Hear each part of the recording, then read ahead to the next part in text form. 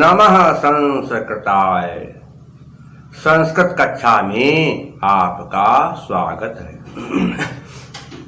मैं प्रतीत Ram, assistant professor, Shri Gandhi महाविद्यालय, सिधौली, सीतापुर।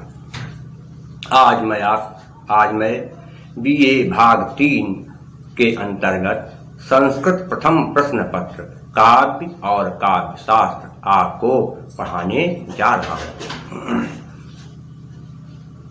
संस्कृत प्रथम प्रश्न पत्र में आचार्य विश्वनाथ द्वारा निर्धारित साहित्य दर्पण प्रथम परिच्छेद पाठ्यक्रम में पढ़ाया जाता है और प्रश्न पत्र में काव्य प्रयोजन को सोदाहरण स्पष्ट कीजिए, यह प्रश्न भी अक्सर परीक्षा में पूछा जाता है। तो आप काव्य प्रयोजन क्या है, इस संबंध में अच्छी तरह से सारी बातें जान लें और मेरे इस व्याख्यान को आप ठीक ढंग से सुनिए तो आपको काव्य प्रयोजन अच्छी तरीके से समझ में आ जाएगा। बहुत से विद्यार्थी जो संस्कृत नहीं लिए हैं, नहीं पढ़ते हैं, फिर भी वो मेरा वीडियो देखते हैं, इसके लिए उन्हें बहुत बहुत धन्यवाद।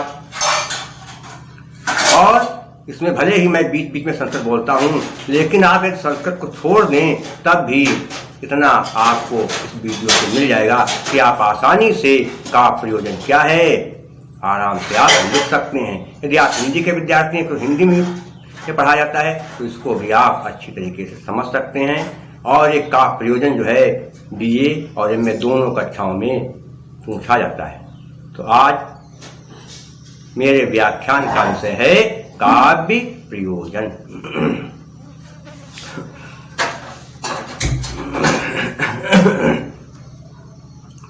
प्रयोजन मनुदेश्य मंदो अपि न परवर्तते। इस न्याय से स्पष्ट है कि बिना किसी प्रयोजन के मंदबुद्धि अर्थात महामूर्ख प्राणी भी किसी कार्य में प्रवृत्त नहीं होता है। चाहे कितना मूर्ख प्राणी हो या विद्वान हो, प्रत्येक प्राणी चाहे वो कुछ भी हो, संसार के प्रत्येक प्राणी, पशु पक्षी जीव जंतु सभी किसी न किसी प्रयोजन के कारण ही किसी कार्य में प्रवृत्त होते हैं, अर्थात किसी कार्य को करते हैं। इस दृष्टि से का प्रयोजन से सब लोग जुड़े हुए हैं। तो काव्य तो एक बहुत ही महत्वपूर्ण तत्व है, इसका हमारे आपके जीवन से गहरा संबंध है, इसलिए काव्य निष्प्रयोजन कैसे हो सकता है। संस्कृत साहित्य में एक कवि हुए हैं जिनका नाम है आचार्य मम्मट। आचार्य मम्मट ने अपने ग्रंथ काव्य प्रकाश में काव्य प्रयोजन के संबंध में एक कारिका लिखी है। क्या लिखी है कारिका? काव्यम यशसे अर्थकृते व्यवहार विदे शिवेत्र रक्षतये सद्यः परनिवृत्तये कांता संमितयोपदेशयुजे। अर्थात काव्यम यशसे, काव्य के द्वारा संसार में यश की प्राप्ति होती है, यश मिलता है। कैसे? तमाम कवियों ने बहुत अच्छे अच्छे ग्रंथ लिखे, काव्य का निर्माण किया, उससे उनका नाम संसार में प्रसिद्ध है। महर्षि वाल्मीकि, व्यास, कालिदास, भारवी, माघ, दंडी, बाणभट्ट, अंबिकादत्त व्यास, सुबंधु, भोजराज, बिल्हड़, कल्हड़, शूद्रक, ये तमाम संस्कृत के महाकवि हैं जिन्होंने अपने काव्य के द्वारा ही संस्कृत साहित्य में प्रसिद्धि पाई है। इस तरह हिंदी में भी कबीरदास, सूरदास, तुलसीदास, मलिक मोहम्मद जायसी, कहते मीराबाई रसखान, जगन्नाथ दास रत्नाकर, मैथिली शरणगुप्त, जयशंकर प्रसाद, सुमित्रानंद पंत, महादेवी वर्मा, सूर्यकांत त्रिपाठी निराला, बंकिम चंद्र चटर्जी, रविन्द्रनाथ टैगोर, शेक्सपियर आज तमाम क्षेत्रों में तमाम लेखक हैं जिन्होंने काव्य के द्वारा इस संसार में प्रसिद्ध पाई, उनका यश फैला। दूसरा है अर्थ कृते, काव्य के द्वारा धन भी आसानी से मिल जाता है। तमाम विद्वान लोग सभाओं में जाते हैं और कविताएं लोगों को सुनाते हैं, इससे उनको धन मिलता है। यही नहीं, क्या करते हैं कि तमाम विद्वान लोग श्रोताओं को कथा सुनाते हैं, भागवत सुनाते हैं, उससे उनको धन मिलता है। यही नहीं, तमाम लोग भजन मंडली बना लेते हैं, कीर्तन मंडली, और बिरहा गाते हैं, तो तमाम प्रकार के गान से लोग जुड़ते हैं, उसके बदले में उनको धन मिलता है। प्राचीन काल में तमाम कवि राजाओं के दरबार में रहते थे और राजा कवियों को काव्य पाठ के बदले में बहुत सारा धन देते थे, उनका सम्मान करते थे। एक कहा जाता है कि श्री हर्ष कन्नौज के राजा जयचंद के दरबार में रहते थे और राजा जयचंद श्री हर्ष को प्रतिदिन 2 स्वर्ण मुद्राएं दान किया करते थे। एक घटना का मैं उल्लेख करूंगा। महाकवि भारत राजा सिंह विष्णु के दरबार में कलिंग में रहते थे। वैसे उनके पास पैसा बहुत था, लेकिन परिस्थिति के कारण कुछ मामला उलट गया और भारत के घर में गरीबी आ गई। धन पाने के लिए उन्होंने एक सेठ के घर प्रस्थान किया और सेठ के पास गए और सेठ से कहा, हे सेठ जी, आप हमें कुछ रुपया उधार दे दीजिए। सेठ ने कहा, मैं रुपया उधार तो देता हूँ, लेकिन मेरी शर्त यह है कि मैं उधार के बदले में कुछ न कुछ गिरवी रखता हूँ, कुछ रखने के लाए हो। भारत ने कहा, मेरे पास कुछ नहीं है, लेकिन एक ऐसी चीज है जो मेरे लिए बड़ी अनमोल है। सेठ ने कहा, क्या? भारत ने एक कागज सेठ जी को दिखाया, कहा, इस कागज पर मेरे द्वारा लिखा गया एक श्लोक है और इसको मैं अपने प्राणों से ज्यादा प्रिय मानता हूँ। अगर ये श्लोक आप लेना चाहें तो ले लीजिए और धन दे दीजिए। सेठ ने कहा, जब तुम्हारे लिए श्लोक अनमोल है तो ठीक है, ये कागज हमको लाओ और बदले में हमसे धन ले लो। सेठ ने कागज ले लिया श्लोक वाला और फिर भारत को धन दे दिया। इसके बाद सेठ जी व्यापार करने के लिए बाहर चले गए और उस समय जब सेठ जी गए, उनकी पत्नी गर्भवती हो चुकी थी और सेठ जी बेचारे 18 साल बाद व्यापार करके घर आए, बीच में आए ही नहीं। और सेठ जी जब व्यापार के घर आए, घर के अंदर घुसे तो उन्होंने देखा कि उनकी पत्नी किसी नवयुवक के साथ लेटी हुई है। सेठ जी को बड़ा गुस्सा आ गया, सोचा ये उल्टा बहुत गुलछर्रे उड़ा रही है और मेरी अनुपस्थिति में उल्टे सीधे अनैतिक काम कर रही है। मैं अभी इन दोनों को मार डालूंगा, ना रहेगा बांस ना बजेगी बांसुरी। ये सोच करके सेठ जी ने दोनों को मारने के लिए जैसे हथियार उठाया, तुरंत उनकी निगाह उसी कमरे में भारत द्वारा जो श्लोक कागज में लिखा गया था, वो कागज दीवार पर चिपका हुआ था। सेठ जी ने वो श्लोक पढ़ा, क्या था? सहसा विदधीत न क्रियाम विवेकः परमापदाम पदम रणते हि विमृशिकारिणं गुणलब्धाः स्वयमेव संपदः। अर्थात बिना सोचे समझे, बिना विचारे अचानक कोई काम नहीं करना चाहिए, क्योंकि ऐसा करने से बहुत भारी संकटों का कभी कभी सामना करना पड़ जाता है। जो व्यक्ति सोच विचार करके काम करता है, उसको लक्ष्मी जी स्वयं आकर के वर्ण कर लेती हैं, चुन लेती हैं। शेर जी ने कहा बात तो सही है, लाओ पहले लोग करते जगाए, फिर पूछे क्या मामला है। शेर जी ने तुरंत पत्नी जगाया और कहा, अरे दुष्टा नालायक, तू मेरी अनुपस्थिति में गुलछर्रे उड़ा रही, मौज मस्ती कर रही है, तुझको शर्म नहीं आ रही है, किसके साथ लेटी है?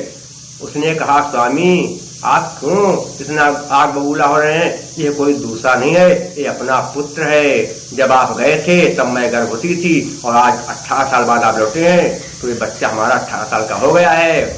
शेर जी ने कहा, रे भारत जी की वजह से आज दोनों की जान बच गई और मैं महापाप से बच गया। इसके बाद भारत जी शेर जी को के पास गए और उसको धन देते हुए कहा कि शेर जी ये धन ले लीजिए, मैं आपसे उधार ले गया था और मेरी धरोहर लौटाइए। शेर जी ने कहा, हे भारत भाई, अब मैं आपको ये श्लोक नहीं लौटाऊंगा, क्योंकि ये श्लोक वास्तव में अनमोल है। आज इसकी वजह से मैं महापाप से बच गया और श्लोक तो मैं दूंगा नहीं, तुमको मैं अलग से और रुपया दे रहा हूँ। भारत से शेर जी ने रुपया कुछ नहीं लिया और उनको उल्टे और तमाम धन दिया और फिर उनको विदा किया। तो ये क्या है? धन प्राप्त का काव्य एक साधन है। और भी तमाम तरीके से लोग जो है धन कमाते हैं, कविताएं लिखते हैं, काव्य लिखते हैं, महाग्रंथ लिखते हैं और फिर क्या करते हैं, उनको प्रकाशित करवाते हैं। और जब उनके ग्रंथों का से प्रकाशन होता है तो प्रकाशक के बदले में उनको तमाम रुपया देते हैं। व्यवहार विधे, काव्य के द्वारा हमें व्यवहार का ज्ञान होता है, हमें किसके साथ कैसा और कब व्यवहार करना चाहिए, इसका अच्छा ज्ञान हमें काव्य ही करा सकता है। हमें अपने माता पिता के साथ कैसा व्यवहार करना चाहिए, अपने गुरु के साथ कैसा व्यवहार करना चाहिए, अपनी पत्नी के साथ कैसा व्यवहार करना चाहिए, पुत्र के साथ कैसा व्यवहार करना चाहिए, मित्र के साथ कैसा व्यवहार करना चाहिए, स्वामी के साथ और पुत्र और सेवक के साथ कैसा व्यवहार करना चाहिए, इस बात का अच्छी तरीके से ज्ञान कराने के लिए अगर कोई साधन है तो वह काव्य है। एक घटना का मैं उल्लेख कर रहा हूं। बाणभट्ट के ससुर का नाम था मयूर। उन्होंने एक रात बहुत सुंदर कविता लिखी। सोचा अब किसको सुनाए, संसद का मामला सब समझ ही नहीं पाएंगे, तो बेचारे सो गए और ब्राह्म मुहूर्त में ही अपने दामाद बाणभट्ट के दरवाजे पर पहुंच गए।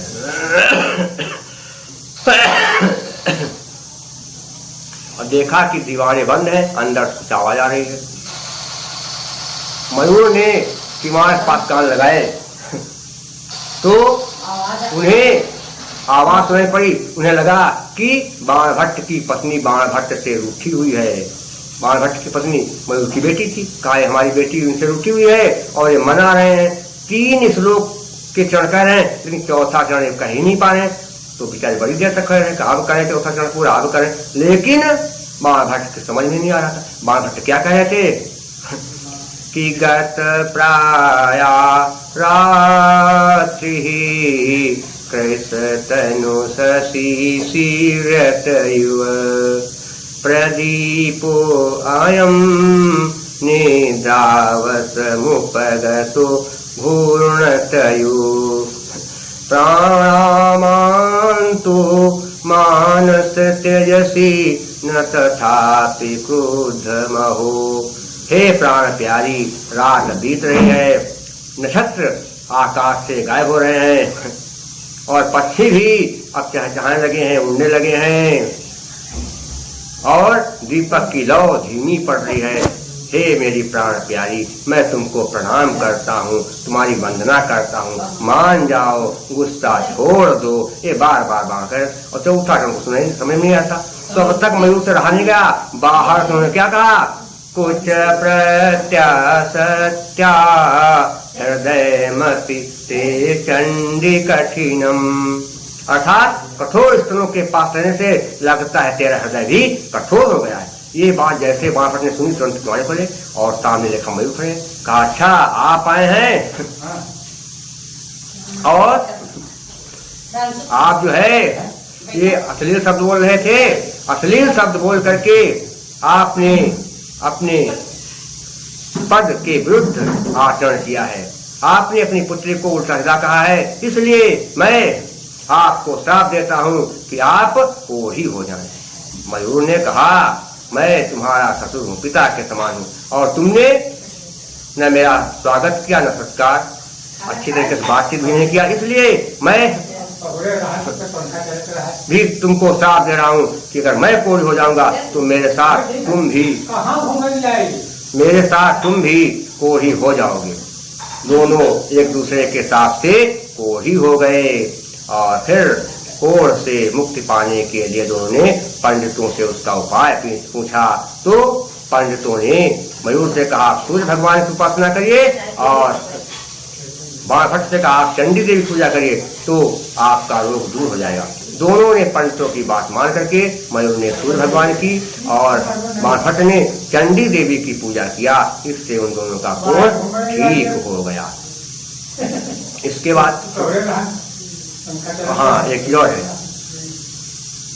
व्यवहार का ज्ञान होता है किससे? काव्य के द्वारा। कहाँ किससे का?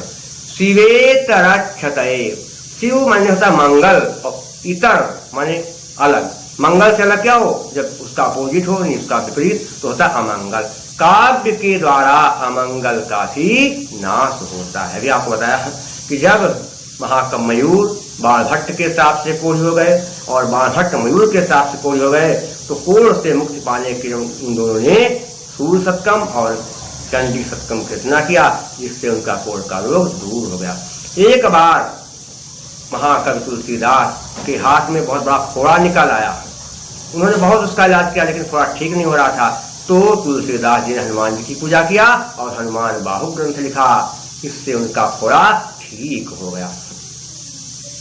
यदि आपने श्रीमद्भागवत महापुराण की कथा सुनी होगी तो उस कथा में सुना जाता है कि एक धुंधुकारी नाम का ब्राह्मण था। उसने महापाप किए थे और फिर उसकी वैश्याओं ने हत्या कर दिया, और हत्या होने के बाद जब वो मर गया तो प्रेत बन गया, लेकिन उसका उद्धार नहीं हुआ। तो गोकर्ण ने धुंधुकारी को श्रीमद्भागवत महापुराण की पावन कथा सुनाई, और श्रीमद्भागवत महापुराण की पावन कथा को सुन करके धुंधुकारी का उद्धार हो गया।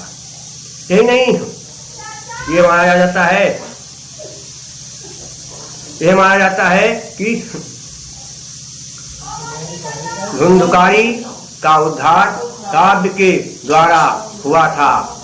यही नहीं, ये बताया जाता है कि काव्य के द्वारा धनहीन को धन मिलता है, पुत्रहीन को पुत्र मिलता है। अगर कोई भयंकर बीमारी से ग्रस्त हो तो उसको भयंकर बीमारी से मुक्ति मिल जाती है।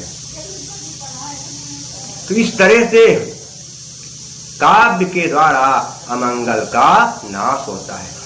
सद्यः परनिवृत्तये, काव्य पढ़ने के साथ साथ सुनने पर भी परमानंद की प्राप्त कराता है। काव्य के द्वारा महा आनंद आता है, क्योंकि जब काव्य पढ़ता है उसको तो आनंद आता ही है, साथ साथ जो काव्य को सुनता है उसको भी उससे कम आनंद नहीं आता है। कांता सम्मितयो, कांता कहते प्रिया पत्नी को। काव्य प्रिया पत्नी के समान मधुर उपदेश देता है, जिससे जो है काव्य की सारी बातें आसानी से समझ में आ जाती हैं। जैसे तुलसीदास जी की पत्नी रत्नावली ने उनको उपदेश दिया, कहा जितना प्यार तुम मुझसे करते हो इसका अगर आधा भी भगवान राम से करते तब तो तुम्हारा उद्धार हो गया होता। और भी तमाम घटनाएं हैं कि काव्य जो है इतनी सुंदर तरीके से लोक व्यवहार का ज्ञान दे देता है, उतने अच्छे तरीके से कोई अन्य साधन ज्ञान देने में समर्थ नहीं है। तो इस प्रकार से आचार्य ब्रह्मभट्ट ने काव्य के 6 प्रयोजन बताए हैं।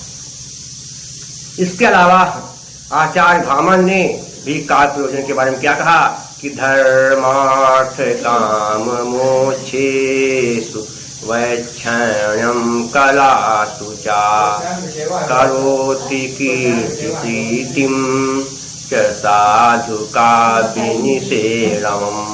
सत्य काव्य के अनुशीलन से, चिंतन मनन पठन पाठन से धर्म अर्थ काम और मोक्ष की प्राप्ति हो जाती है।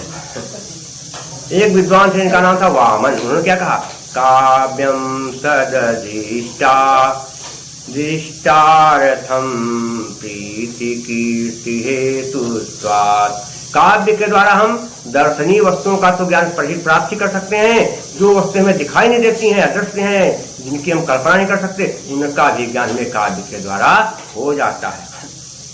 आचार्य भट्ट मुनि ने क्या कहा काव्य प्रयोजन विषय में कि धर्मयशस्यम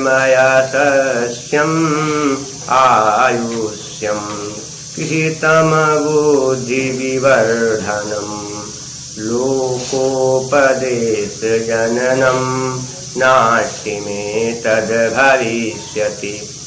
काव्य के द्वारा धर्म, यश और आयुष्य की प्राप्ति होती है और काव्य बुद्धि को ही बढ़ाने वाला है। भोजराम ने क्या कहा कि कीर्तिम प्रीतिम च विन्दत। काव्य के द्वारा संसार में लोगों का प्यार मिलता है और समाज में यश मिलता है। धन्यालोक के पिता आनंद वर्धन जी ने काव्य प्रयोजन के समय क्या कहा, तेन ब्रूमः सहृदय मनः प्रीतये तत्स्वरूपम।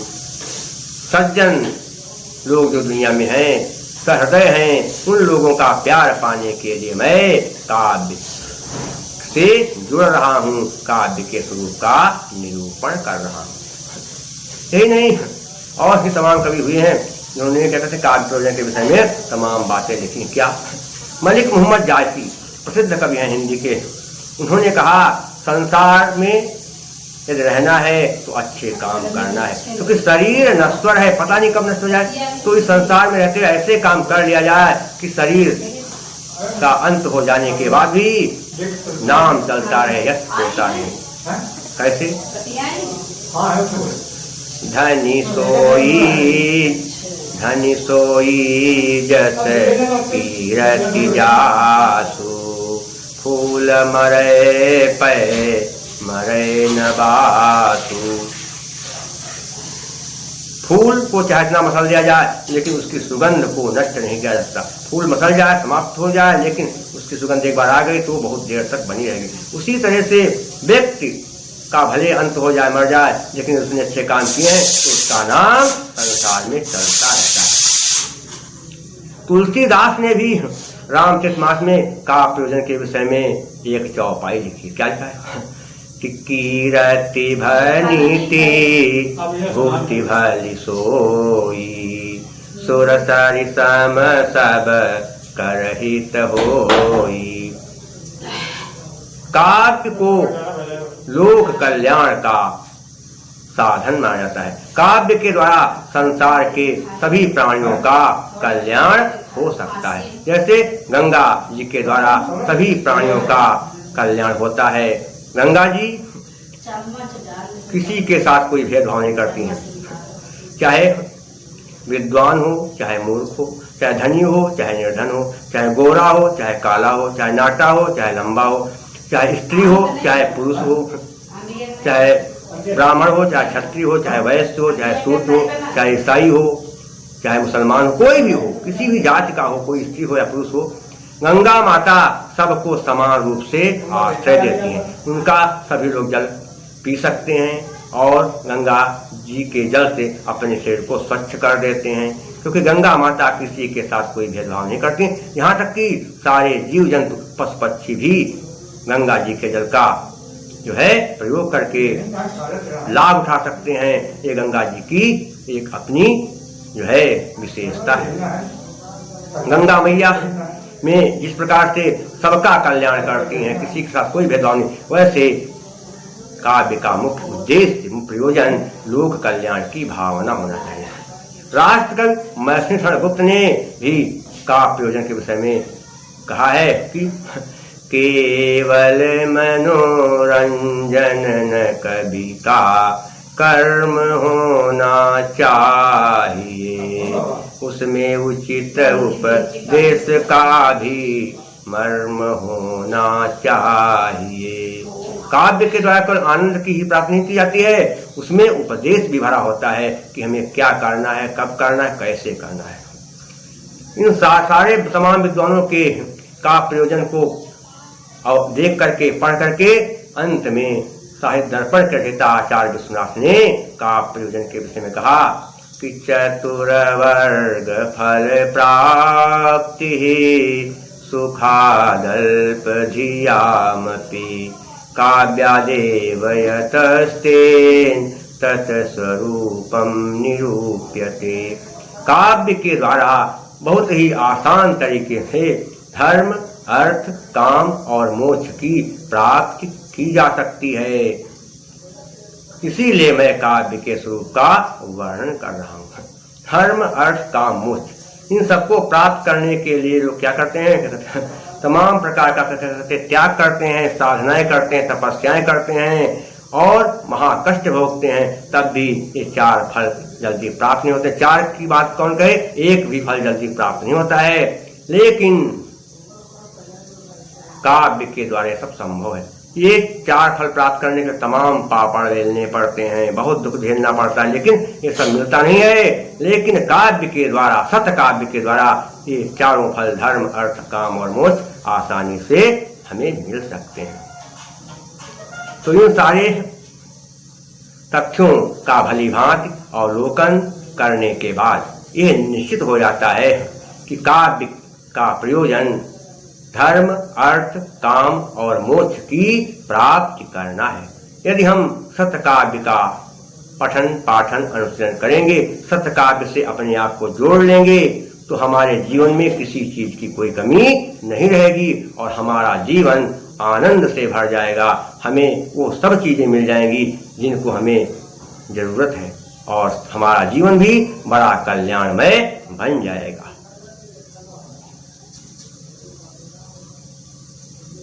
मेरा अब ये पूरा काव्य प्रयोजन के विषय में हमने आपको बताया। मेरे वीडियो को आप YouTube पर भी आराम से देख सकते हैं। YouTube पर जाने पर आप मोबाइल स्क्रीन टच मोबाइल में दाहिने तरफ नीचे लाइब्रेरी लिखा होगा, उस पर आप टिक करेंगे और फिर आएगा योर वीडियो, उसमें आप क्लिक कर दें, बस मैं तुरंत आपके सामने आ जाऊंगा। और जब आप पूरा वीडियो देखें तो अंत में आप मुझे यह बता दें कि आपको ये वीडियो कैसा लगा, तो मैं भी समझूं कि आप लोग मेरे वीडियो को देख रहे हैं। और बहुत से लोग हमारे वीडियो को देख चुके हैं। एक सप्ताह में 300 के लगभग लोग पहुंच गए, 300 हो गए हैं। और इसलिए मैं आप लोगों से अनुरोध करता हूं कि मेरे वीडियो को आप जब देखें तो मुझे सूचित भी कर दें कि क्या आपको कैसा लगा। मेरा मोबाइल नंबर है 798 558 7339 और मेरा व्हाट्सएप नंबर है 97 93 03 47 15। एक बार मोबाइल नंबर फिर से दोनों सुन लीजिए, 798 558 7339 और व्हाट्सएप नंबर है 97 93 03 47 15। शेष जो बचा है, जितने भी ग्रंथ हैं, वो सब मैं आपको अगले वीडियो में बताऊंगा। तब तक के लिए नमः संस्कृताय।